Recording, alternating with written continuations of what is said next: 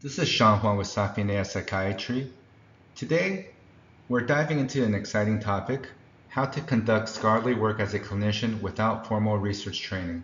Let's get started. Why might you want to do academic projects in the first place?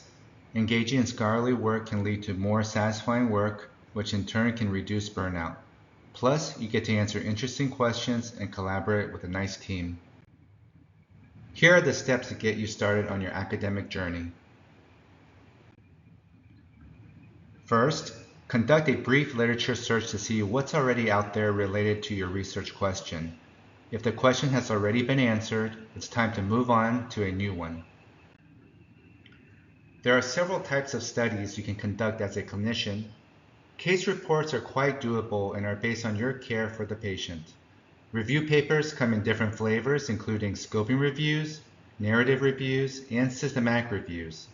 Meta-analyses are a type of systematic review where a pooled statistic is used to determine the effect size of an intervention and outcome.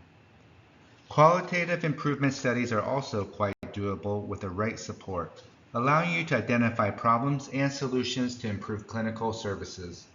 Qualitative analysis and secondary data analysis are generally best left to researchers. Think of yourself as Batman, the lead author. You'll need a mentor, let's call him Alfred, and a second author, or Robin.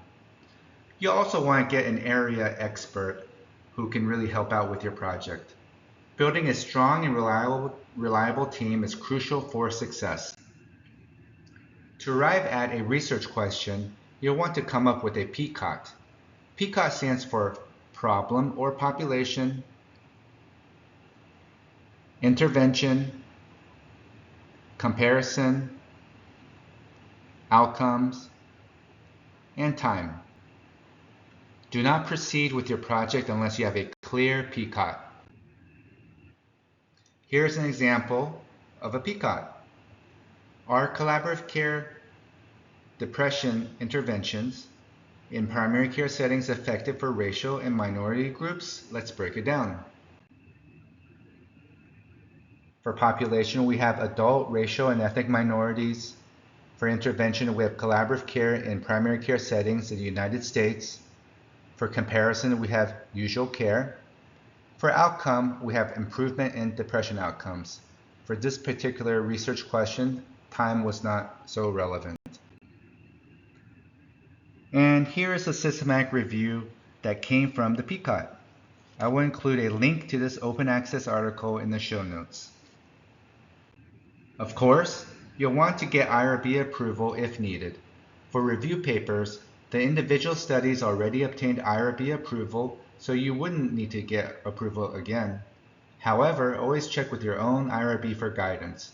It's important to set deadlines for your project, such as writing up the manuscript, submitting it to a journal, and presenting your findings at a conference. These days, you can use software to collaboratively write and edit your paper with ease. Have a couple of journals in mind for your paper. This way, you'll have a better idea about the fit of your paper with journals, the word count, and the article type to submit. Be sure to use a citation manager. This will save you lots of time when formatting your bibliography for a particular journal or reordering your references when making edits to the manuscript. And there you have it. Good luck with your academic project. If you enjoyed this content, please like, share, and subscribe. I greatly appreciate it. Until next time.